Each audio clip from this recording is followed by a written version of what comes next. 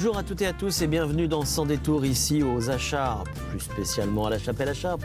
C'est la première fois d'ailleurs qu'on vient s'installer ici. C'est une vedette que nous allons rencontrer. Ah oui, une vraie vedette, vraie de vraie. Il est à la Vendée ce que Jean-Pierre Foucault est à Miss France, quoi. C'est-à-dire un phénomène et il s'appelle Jean Robert. Or, vous le connaissez certainement parce que depuis le temps qu'il écume les salons, foires, comices et autres festivités qu'il anime, tout le monde, à un moment ou à un autre, croisé Jean Robert, Robert Rocheteau. C'est avec une grande joie et puis beaucoup d'affection que je le reçois dans cette émission parce que nous avons en commun cette envie de mettre en valeur les petites gens avec TV Vendée et comme Jean Robert. Les gens qui sont ordinaires parce que nous, on les trouve extraordinaires. Voilà l'objectif de cette émission, révéler Robert Rocheteau derrière Jean Robert ou inversement. Depuis la Chapelle Acharps, nous allons aller nous promener à Talmont-Saint-Hilaire, au cœur du populaire, dans un marché.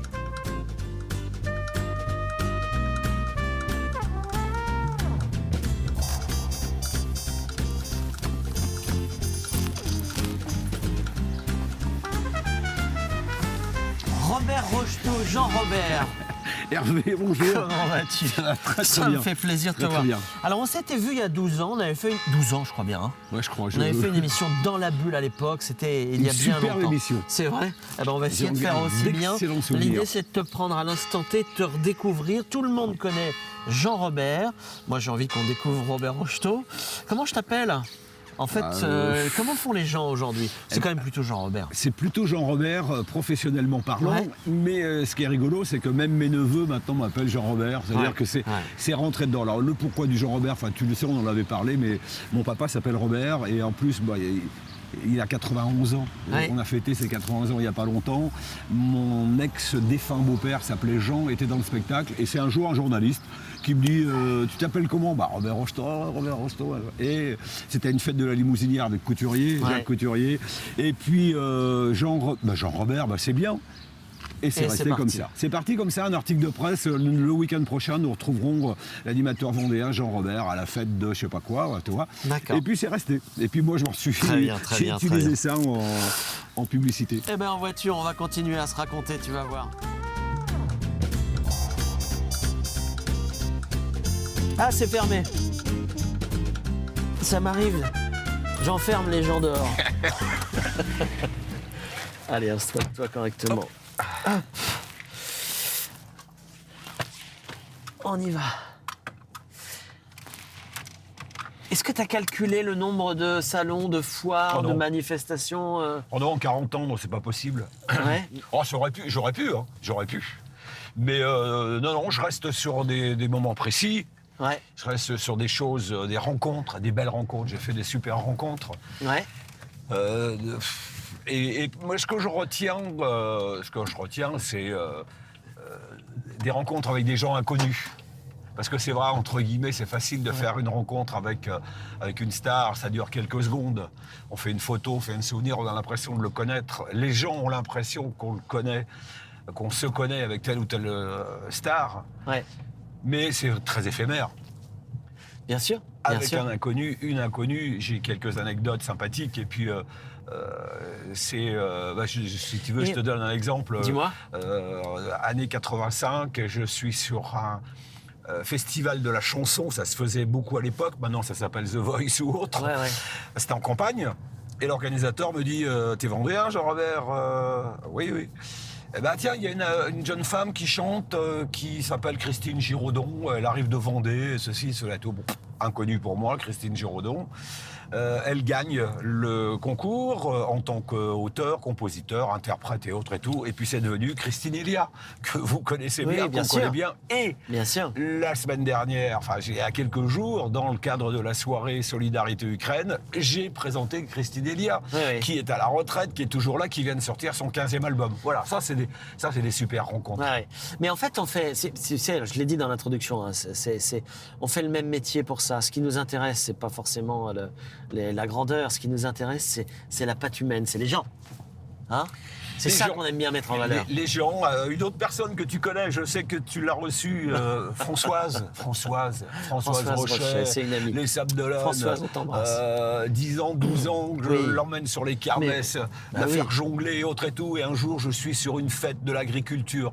J'ai l'image dans la tête. Je suis dans le milieu d'un champ avec quelqu'un que tu connais aussi, qui s'appelle Philippe de Villiers.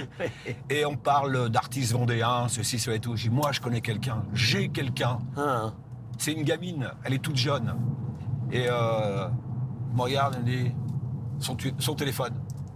M'appeler demain. Et demain, c'était le lundi. Et le mardi, on était dans la grange au Puy du Fou. Il l'a prise sous son aile. Elle avait passé, enfin, tu connais la carrière de Françoise. Jongleuse internationale, championne du monde. De jonglage. Si vous tapez Françoise Rochet sur Internet, vous reverrez l'émission Sans détour déjà. Ouais. Et puis vous verrez aussi son ami élastique. Et puis elle a sorti son livre il y a quelques jours, et puis j'ai été le premier à recevoir l'ouvrage, enfin bref, parce qu'on est toujours en contact, mais bien sûr, c'est ça des rencontres. Comment si tu fais un petit retour en arrière, comment tu analyses le fait que tu es l'animateur de la Vendée? Comment ça s'est révélé?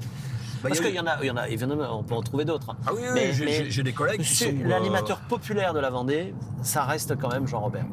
Mais si tu veux, il y a eu la persévérance, et puis en même temps, j'ai fait le choix qui n'a pas été le plus facile il y a un certain nombre d'années, de ne faire que ça.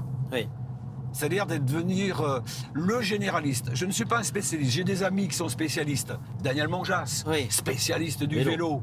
La jeune femme de Vendée, son nom de famille, c'est Ségura, qui est spécialiste des courses à pied, des marathons, des choses comme ça. Moi, je veux dire, je suis un généraliste. Tu m'envoies sur n'importe quel sujet, je vais m'organiser pour. Prochainement, je suis avec le département pour un congrès, une journée complète sur le bien vieillir à la maison. Et sans transition, je passe à une course de voiture. Okay. Comment tu expliques que tu aies embrassé cette carrière-là? Parce que ça t'était pas prédestiné. Si tu veux, alors si je remonte très très loin, je suis passé dans des établissements religieux du côté de Chavagne. J'ai fait Chavagne, mais avant j'avais fait Château-Giron et Champy. Et c'est-à-dire le bout en train de l'époque. Il y avait ça. Dès qu'il y avait une pièce de théâtre, dès qu'il y avait un petit spectacle à faire et tout, c'était Robert. Mais tu aurais pu devenir comédien. J'aurais pu. Mais après, il faut être courageux. C'est pas que je suis pas courageux. Voilà. Non, mais c'est vrai que faut bosser pour apprendre ses textes et tout ça. Oui, mais t'as pas. Pour être là où tu en es aujourd'hui, t'as quand même bossé. J'aurais pu. T'as quand même bien bossé. Mais on fait de la comédie un petit peu quand même dans notre métier. Bien sûr. On est un petit peu des comédiens. Il faut, c'est-à-dire quand on est derrière le rideau, tout va pas très bien, tout va pas toujours bien. Mais le public, dès que le rideau s'ouvre, que ce soit un rideau sur une foire expo ou sur un spectacle traditionnel, le public n'a pas à le savoir. On est là on est des metteurs d'ambiance, des apporteurs de bonnes choses et tout ça. Moi, je le ressens comme ça. Tu as fait tout un tas de belles rencontres. Comment tu expliques que c'est sans fin et que ça ne s'arrête jamais aujourd'hui? C'est compliqué parce que c'est vrai que quand on se dit, administrativement, 62 ans et quelques jours, ça y est, c'est terminé. Tu arrêtes ta vie, tu fais plus rien. Tu achètes un camping-car. Tu joues aux boules, tu joues aux cartes, tu fais ça.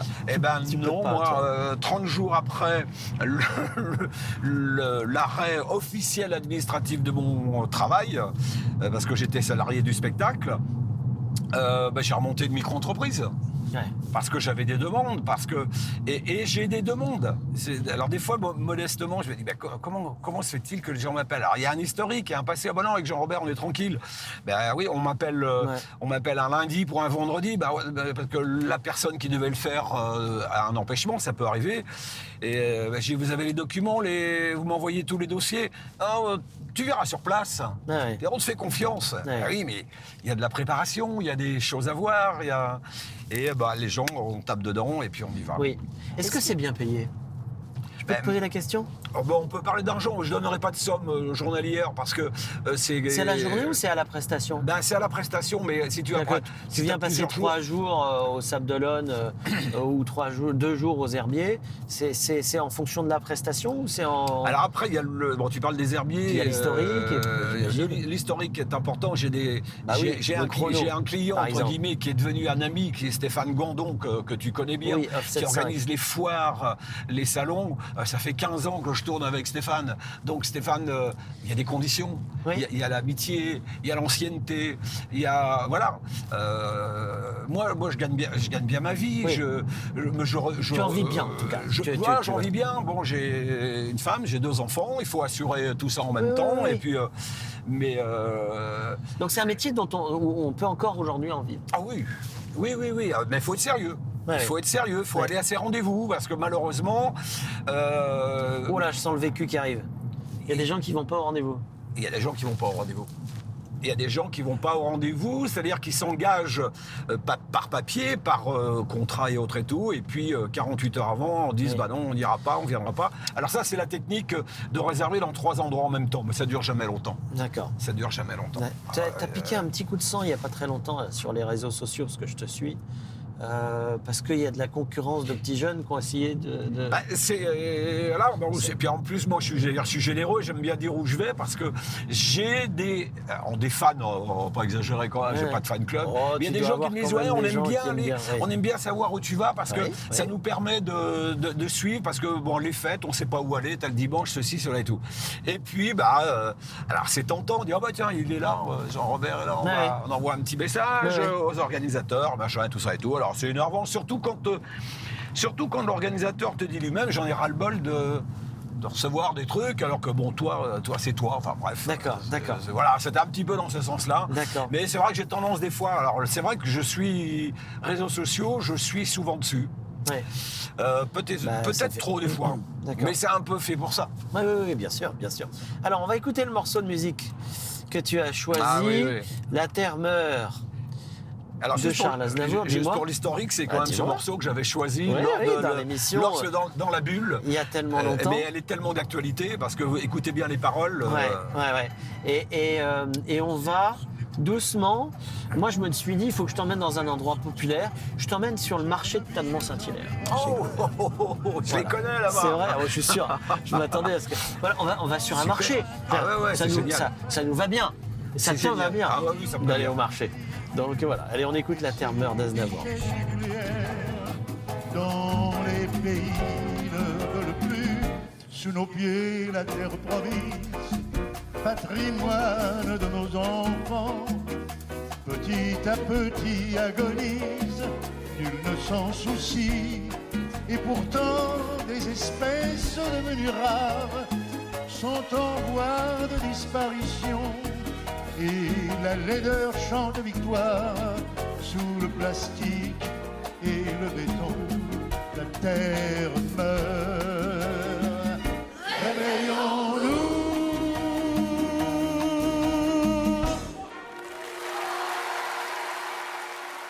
Alors, c'est un endroit que tu aimes, les marchés?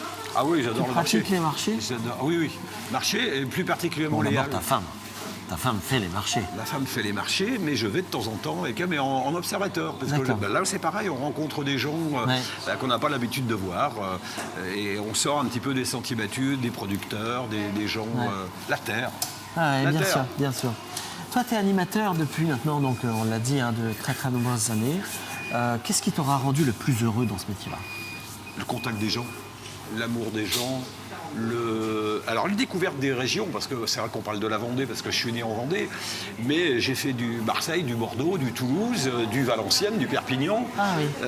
Donc, voilà, c'est découverte de communes. Prochainement, alors j'ai découvert cette petite commune, elle s'appelle Sainte-Hélène en Gironde. Je ne connaissais pas. Donc, tout de suite, je vais sur les GPS, sur le truc, pour essayer de découvrir. C'est une foire qui va avoir 250 ans. Ça sera au mois de septembre, donc c'est à proximité de Lacanau. Donc 300 km de la maison, mais ça permet de découvrir. Faut être curieux.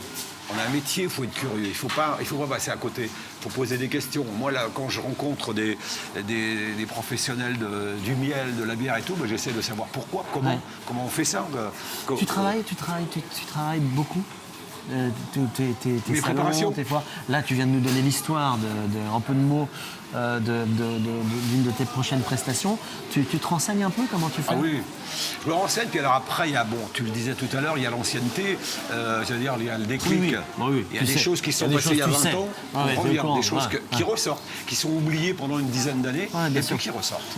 Et autrement, en préparation, là, toi, je suis allé voir la commune dont je te parlais tout à l'heure, le nombre d'habitants, le nom du maire, quelle situation par rapport à l'économie et tout ça, ça me permet d'arriver pas en terre inconnue. Ouais. Est-ce que tu as eu des grandes déceptions, des choses un peu plus tristes, des foires ou des prestations que tu considères comme ratées? Est-ce que c'est déjà arrivé? Je pense pas. C'est vrai? Je pense pas. Non. Il y a des choses que je referais peut-être pas. Ouais, c'est ça. Mais c'est pas une déception, c'est une expérience. T'as de l'optimisme. C'est une expérience. Ouais. Des souvenirs exceptionnels, c'est Aubigny en Vendée, le Festival des records.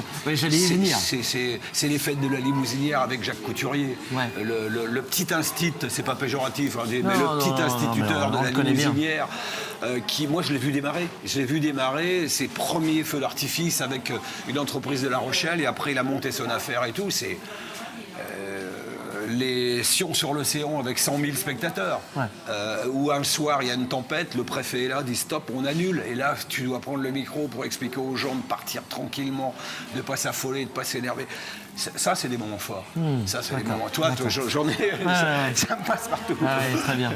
Toi, ça, c'est des. Et puis des rencontres avec des hommes. Il faut quand même qu'on revienne un peu sur le Festival des records, parce que j'ai l'impression que c'est quand même. Ah oui. Depuis le Festival des records de Vigny, c'était la référence, quoi. C'est le gros événement de la Vendée. Ah bah oui, c'est ce qui t'a lancé, presque. Bien sûr. C'était 15, 20 000, 25 000 personnes avec Jean-Marc Barbeau, le fondateur, créateur et tout. Et puis l'arrivée des stars qui étaient les locomotives publicitaires. Ça, c'était Montiel, Foucault, Drucker, Sabatier. Alors Drucker, je l'ai pas vu. Non, Drucker, tu vas le voir. Je vais le faire et le rencontrer le 3 juin à Et Chalon. d'ailleurs, t'es comme un enfant quand même. Ah ouais, non mais... C'est mon jouet. Parce que quand je démarrais, Drucker, il était en pleine gloire. Ouais. Il l'est toujours, mais un petit peu moins, plus en retrait. Alors, 80 ans, lui, je ne sais pas s'il a 80 ans, j'aurai le micro encore, je ne sais pas. Mais j'admire ce qu'il fait. Bien sûr. Et j'aurai l'occasion de le montrer le 3 juin avec lui. Est-ce que tu considères un peu tous ces événements festifs, les foires, les machins, aujourd'hui, ça baisse? Ou est-ce que ça continue à avoir le même aura auprès des gens? On parle d'Internet, on parle de plein de choses. Là, le Covid nous a mis un coup sur la tête. L'amplitude dans les salles de spectacle est beaucoup moins forte. Il va falloir que les gens se réhabituent à revenir dans les salles. Tu trouves qu'il y a moins de monde? Il y a moins de monde. Et que les gens sont moins joyeux, moins gais. C'est pas moins joyeux. Quand ils sont là, ça joue bien, mais c'est le fait de les faire venir dans la salle. C'est un peu compliqué. D'ailleurs, les professionnels de spectacle disent. Tu me permets que j'aille dire bonjour à mon copain le poissonnier, parce que ça va me rappeler des souvenirs. Ça va me rappeler des souvenirs. Fais-moi voir. Présente-moi. Non, sans le tablier. Non, ça va aller. Ça va bien? Regarde. Ah, de la vivante. Comme ça, c'est ton métier d'avant. Alors, j'ai fait poissonnier, j'avais une vingtaine d'années. Sur les Sables d'Olonne, j'allais au Hall Central.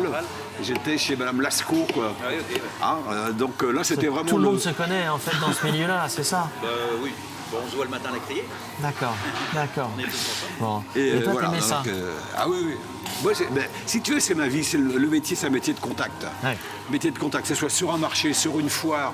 C'est pour ça que ça a été compliqué à l'époque de RCL, Radio Côte de Lumière, avec Gilles Salé, que tu connais bien, qui m'avait proposé de faire émission de radio. J'avais pas le... T'as un micro, t'es tout seul.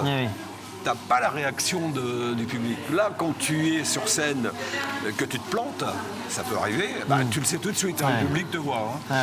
Quand ça se passe bien, les applaudissements, tu le ressens tout de suite. Dernière question, qu'est-ce que fait Jean-Robert quand il n'a pas un micro dans la main?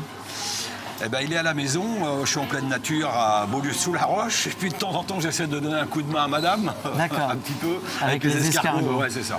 Il y a un peu d'entretien à faire à la maison aussi, et puis lecture, j'adore la lecture, mais lecture des biographies, j'adore la vie des gens, que ce soit les gens du cinéma, de la télé ou autre et tout, ça ne change pas, ça sonne bien. Bon, très bien. Merci Jean-Robert, merci infiniment. Merci Hervé, merci à toi. Nous voir, ça nous a fait plaisir. Venez sur le marché de Talmont-Saint-Hilaire. Vous avez vu, c'est tout petit. C'est le mardi, je sais que c'est le samedi aussi. Et il y a un troisième jour que j'ai raté. Et le jeudi, mardi, jeudi, samedi matin. Venez profiter des marchés et puis des commerçants locaux. À la semaine prochaine. Salut.